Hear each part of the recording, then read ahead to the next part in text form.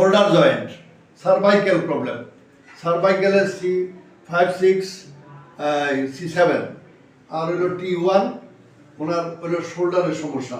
Shoulder বলতে এইটা না, এইটা কি কোথায় নিতে পারেন না দেখি, দেখেন তো এইভাবে না, আপনি এইটাই হাত ছাড়েন এই পর্যন্ত, এখান পরে আর উঠে না, এরপরে উঠতে গেলে কষ্ট হয়।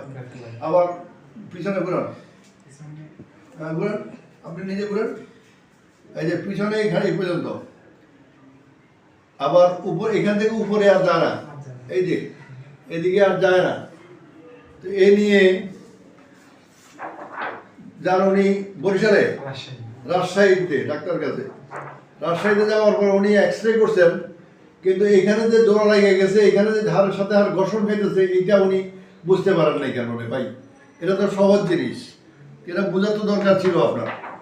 দরকার থাকার পরে এটাকে ওষুধ দিয়ে সারা সম্ভব? এটা হলো ওনার এই যে এইটাকে ওষুধ দিয়ে ছাড়া সম্ভব? আমার তো মনে হয় না পৃথিবীতে এমন কোনো ওষুধ আছে যে এটা দিয়ে উনি সুস্থ হয়ে যাবে। তো ওনাকে যাই হোক যে কোনো কারণবশত উনি এই হাসপাতালে ডাক্তার কি অর্থোপেডিক ডাক্তার, আচ্ছা অর্থোপেডিক ডাক্তার, উনি এক্সরে করছেন দুইবারই, কিন্তু একবার করছেন প্রথম দিকে উনি যখন হুন্ডা অ্যাক্সিডেন্ট করছিলেন নাকি, এক মাস পর থেকে ওনার এই সমস্যাটা হচ্ছে। তা আমরা ওনার চিকিৎসা শুরু করবো একটু পরে, মাঝে মাঝে জিম ভালো লাগবে। আচ্ছা আমরা ওনার চিকিৎসা একটু পরে শুরু করবো। আমরা আজকেই তার প্রথম সেশন চিকিৎসা দিই। সে শোল্ডার সমস্যা নিয়ে আসছে, এই শোল্ডারটা তার বসে গেছে একেবারে, শোল্ডারের সাথে শোল্ডার লেগে গেছে, গোলায় দিকের কাছাকাছি চলে গেছে।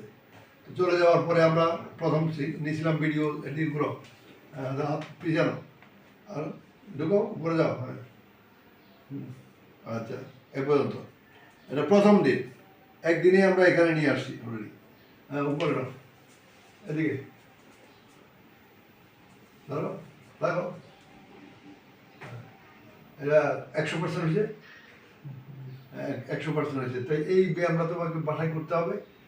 এই ধরো এই 15 দিন 20 দিন বা 1 মাস করলে সমস্যা কোথায়? এই ব্যায়ামটা করলে সমস্যা কোথায়? আচ্ছা এদিকে মাথার উপর দিয়ে নাও, এখানে নাও, হ্যাঁ সোজা করো, হাত আর উপর যাবে, হ্যাঁ এইদিকে ঝুঁকো, পারতেছ?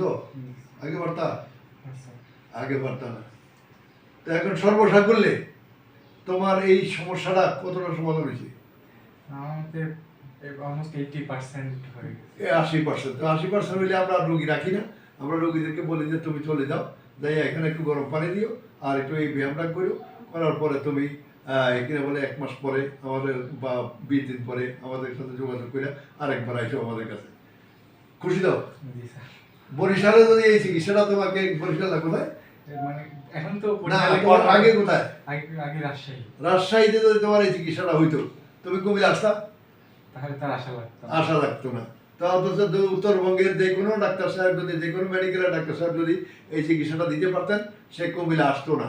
তা আমাদের দুর্ভাগ্য এটা যে আমাদের মতো ডাক্তাররা সারা বাংলাদেশে নাই, অনেক কম, একেবারেই নেই। তো সুতরাং ওরা রাজশাহী থেকে কুমিল্লা আসতে হইলো ওনার এই একটা হাত নিয়ে। এটা দুঃখজনক, বাংলাদেশ সরকারও এই বিষয়ে নজর দেয় না, ভার্সিটিগুলো এই বিষয়ে নজর দেয় না, মেডিকেল কলেজগুলো এই বিষয়ে নজর দেয় না। তো এটা দেওয়া উচিত বলে আমি মনে করি। খুশি তো? খোদা হাফেজ।